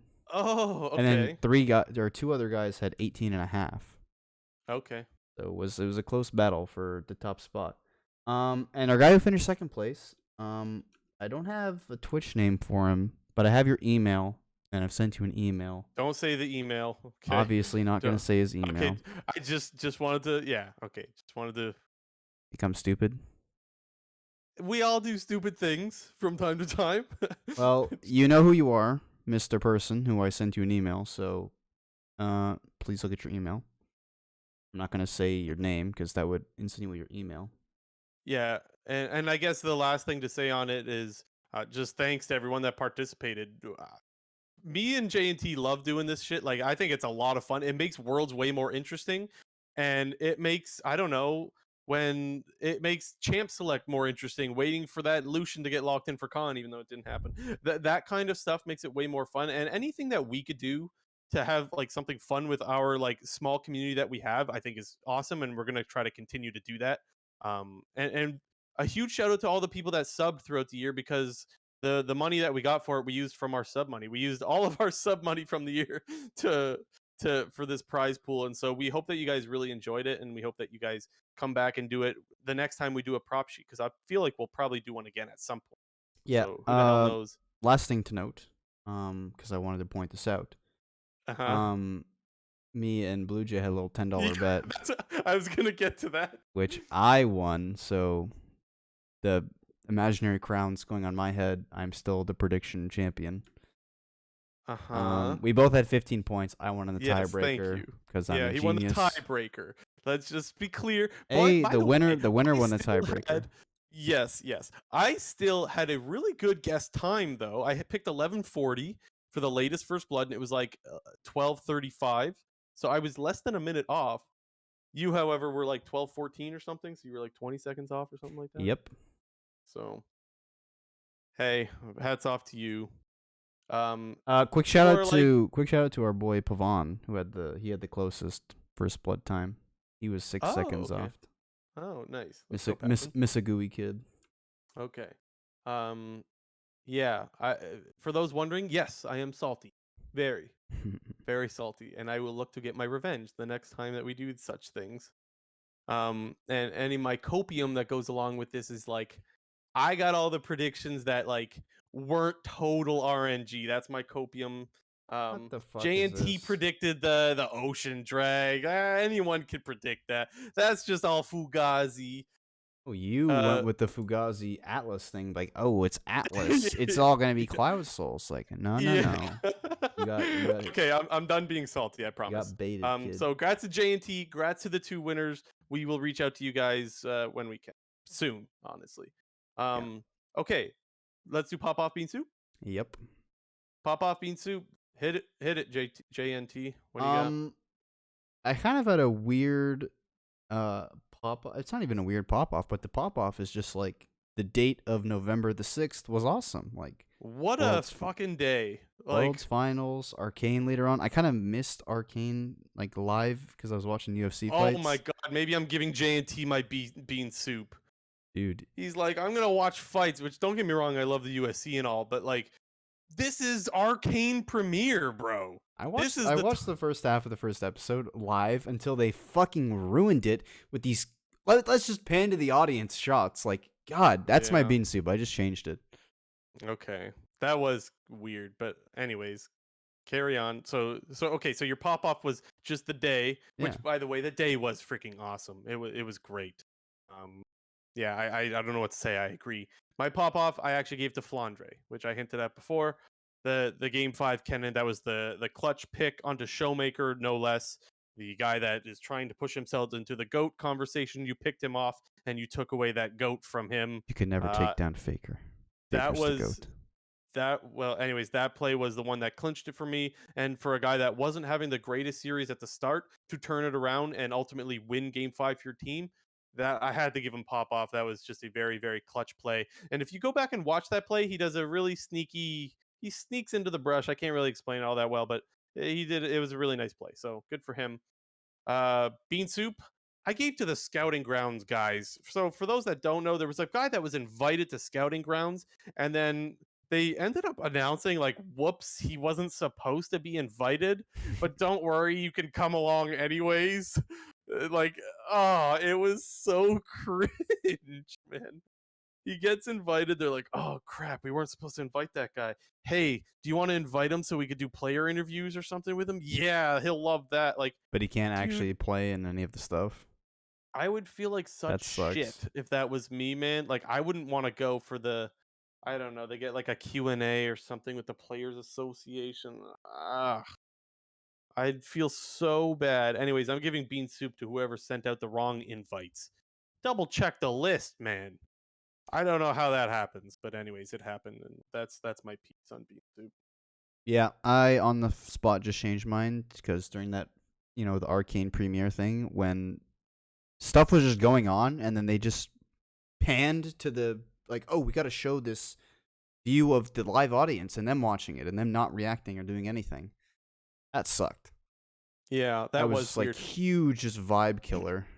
Okay, we're getting into the Arcane stuff right now anyway, so let's just talk about Arcane. Mm-hmm. You gave the pop off and bean soup, right? Anything Yeah. else on that?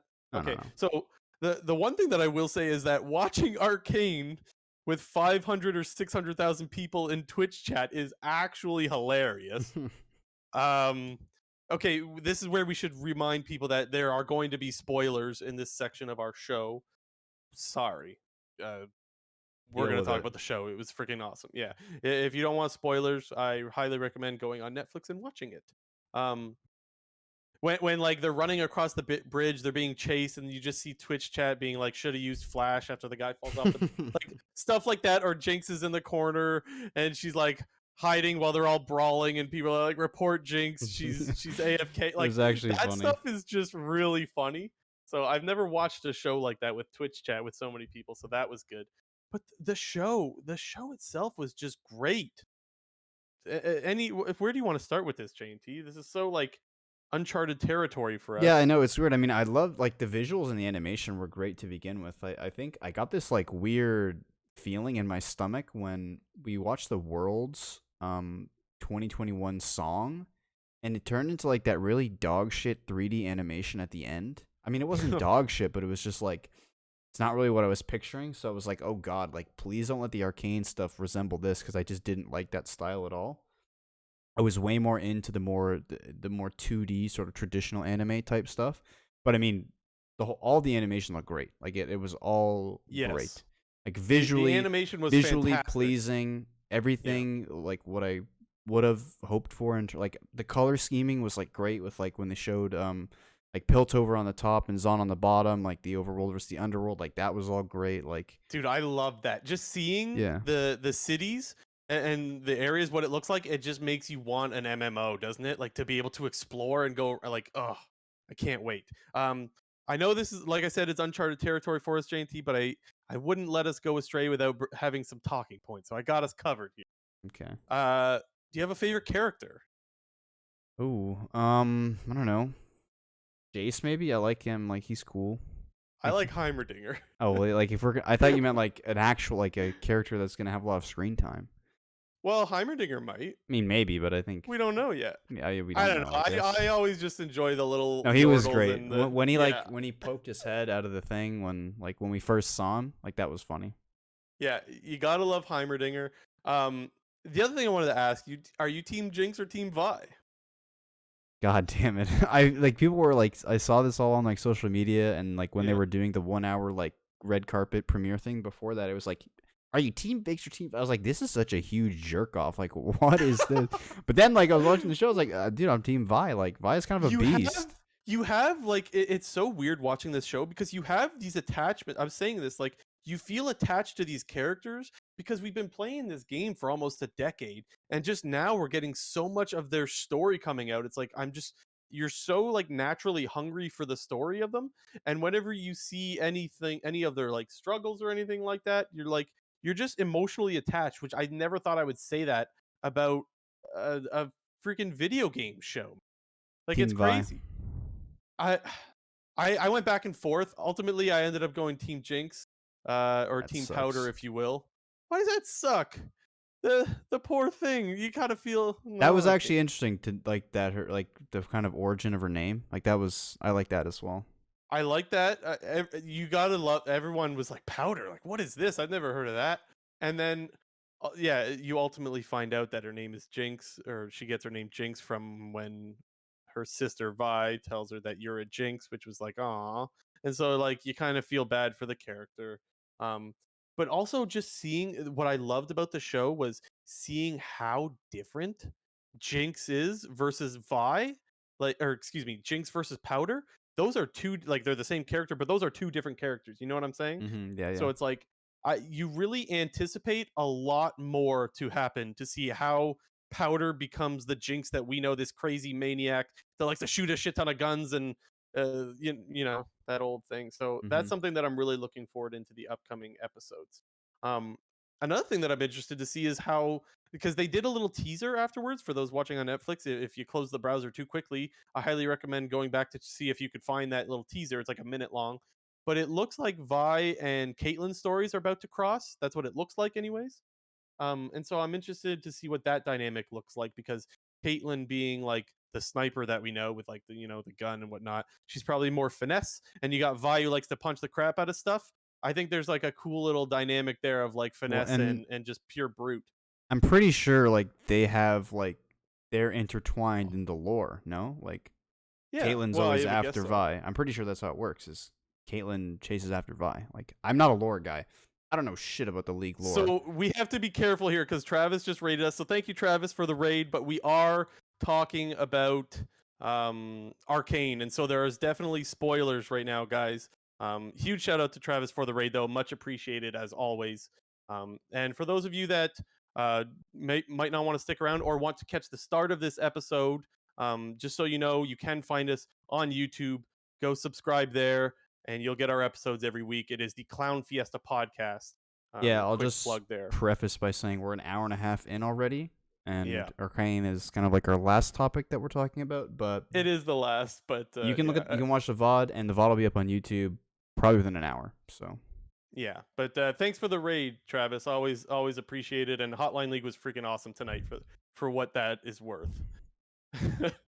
Um, Where what were else? we? So okay, so we were talking about the story of Vi and Caitlyn and how that it's looking like that's going to be crossing over. Hmm. I kind of want to see like um, I'm getting lost in my notes here. Um, I want to see more about these champions. So there's a lot of champions in the actual. There's a lot of champions in the story still, and there's a lot of them that are kind of like teased, right? So again, spoiler alert. You got Jinx, you got Vi, Jace, Caitlyn, Victor, Heimerdinger, and they kind of teased Rise, although we don't know if it's Rise yet, do we? We don't know. It could And be. then you've got Echo and apparently Singed. Were you aware of this, JT? Well, I'm just reading something right off to my left because I just wanted to find like I just wanted something in the background to look at as like a quick summary, and like there's this thing at the bottom. It says like they were talking about the villain, who's Silco, who seems like a pretty cool villain. Love Silco. His It little looks like a really interesting his little character. purple juice, little potion there, makes some pretty beefy boys. But it says many theorize the scientist to be singed. I was like, Yes. So interesting. uh, actually, Singed. I caught this, JNT. They have Singed in the credits after.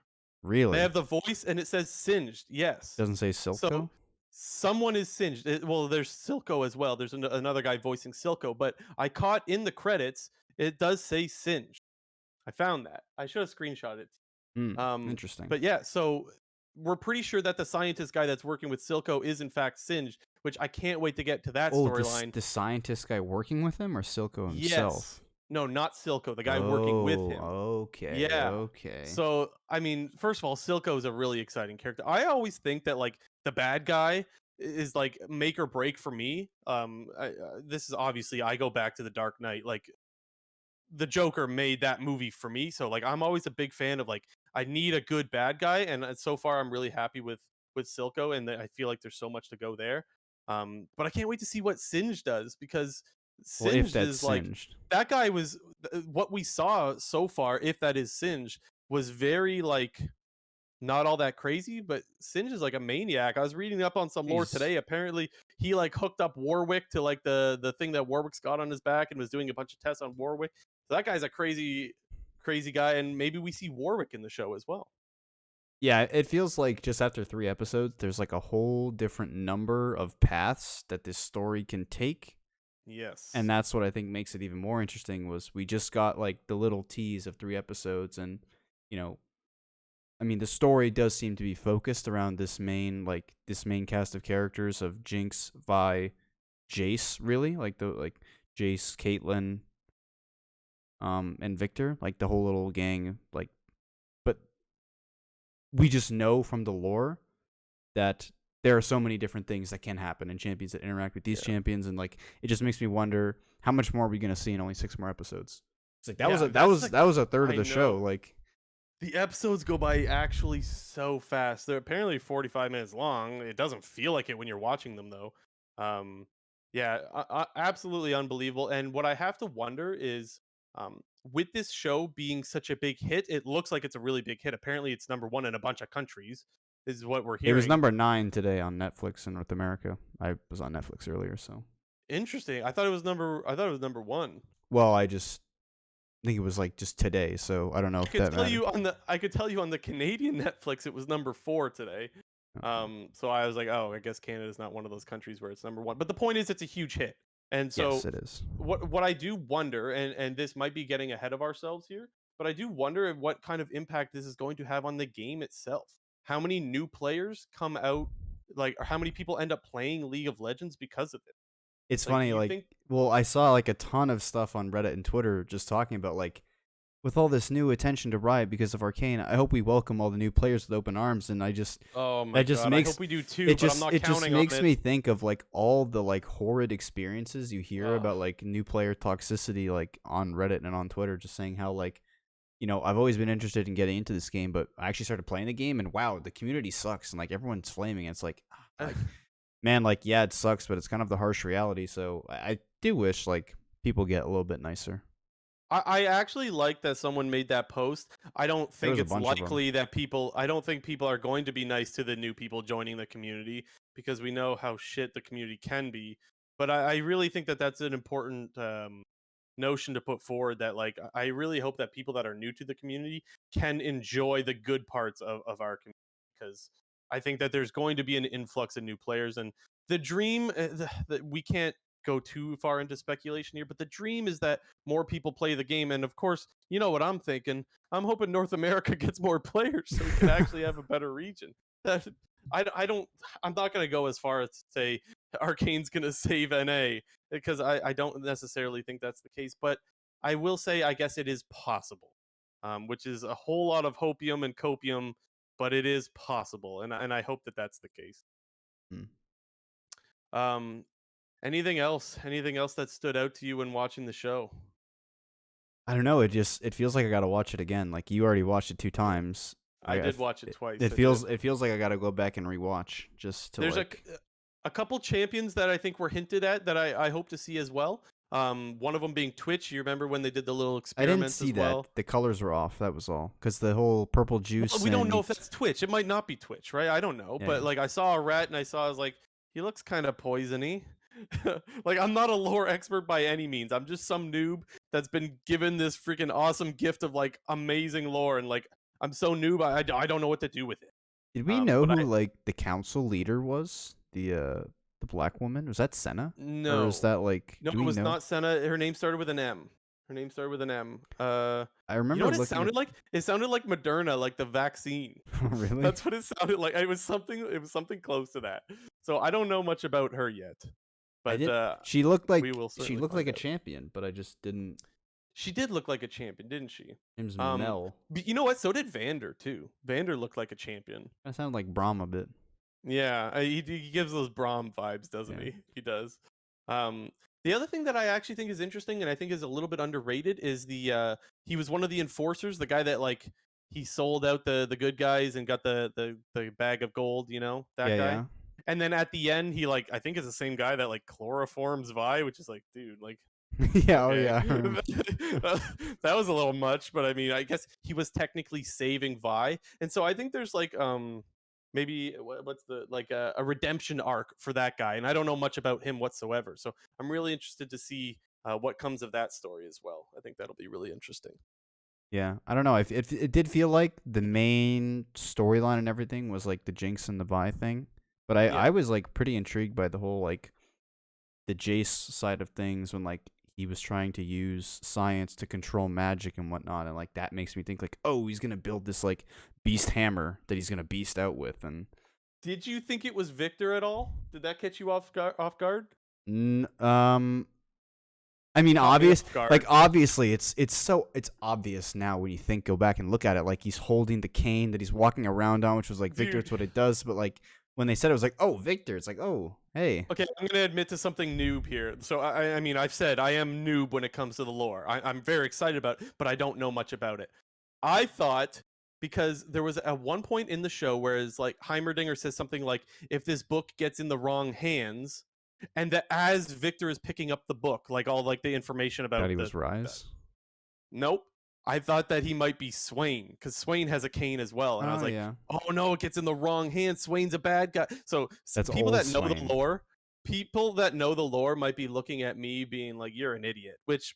Okay, yeah, sure, but that's what I thought. I was like, "That's Swain," and then I was like, "Oh, it's Victor." I'm like, "Oh, well." Okay. Old Swain though. New Swain doesn't have the cane anymore. When they updated his visuals and reworked his kit, he lost the cane. Didn't have that I anymore. didn't even recognize. Anyways, I don't have much more to say on it. I think it was awesome. I can't wait to see more. The champions alone make it so interesting because you watch it with an eye of like anytime there's a new character that comes on the screen, you're like, who could that be? Right? Like it's kind of it's exciting anyways, and I think it's something that the whole league community is going to be hella fired up for, and it's just delivering. So many people, you saw so many tweets from prominent league personalities just saying that they had high expectations and that it absolutely delivered, and it just did. So it's a really exciting time to be a League of Legends fan, especially this weekend was. What can you say? There was so much good stuff over the weekend. Yeah, and I mean yeah. they're doing like events and across all their games pretty much. So even if you're not like a League fan and you're a Valorant person or a TFT or Wild Rift or Legends of Runeterra, like they're doing stuff all over the place. And I know there's like plenty of rewards that you can get. watching the show. You can also get like bonus rewards on the Riot Arcane website where you go through like the 2D story on the website. I did that for the free rewards and only because of the free rewards. But hey, skins are skins. Yeah, yeah. So, and honestly, unbelievable how they marketed this thing too. I guess that's one other thing I should add. Yeah, I can't. there was so I many would love like to know how much money they spent on advertising this thing, man. yeah, You saw it everywhere. there was like so many random Reddit posts of like Arcane on a bus in Russia, like Arcane in a subway system in like France. Like Yeah. it was like kind of random, but like I was like, oh okay, like they're really going for it here. And I mean like like so much like plugging it on Twitter and like partnering with streamers and even doing that whole like premiere in the first place. Like it was all good. Like it was great. Yeah, it was certainly awesome. So I don't have anything more to add. I think it's time we wrap up the show. But before we do, I just want to remind people one more time. If you missed the start of the show, J&T is going to be uploading it. It should be up in about an hour, approximately, give or take. Mm-hmm. And so if you guys want to find it, again, go over to the Clown Fiesta podcast. You can find us on YouTube, Spotify, Apple Podcasts. It's on all of the Anchor supported stuff, so you could find it on there. Yeah, we'll be back again next week, same time, Monday. We'll probably go on right after Hotline, seeing as Travis is usually pretty good at teaching us a lot of the new roster moves that are happening, and we expect a lot to be learned when free agency starts, which I believe is the 15th or the 16th, I think. I think it's the 16th, but yeah. So we should be learning stuff real soon. As of right now, we'll go live same time next week on Monday. Yes, yes. Yeah, I don't know what else to say. I feel like there was something else I wanted to add, but it's not coming to We mind. get to talk about more Arcane next week. Yeah, we will cover more Arcane next week, and of course the off-season stuff, like I just mentioned. But that's gonna do it for us. This has been episode 65 of the Clown Fiesta podcast. We thank you guys so much, and we will see you guys next. Bye bye.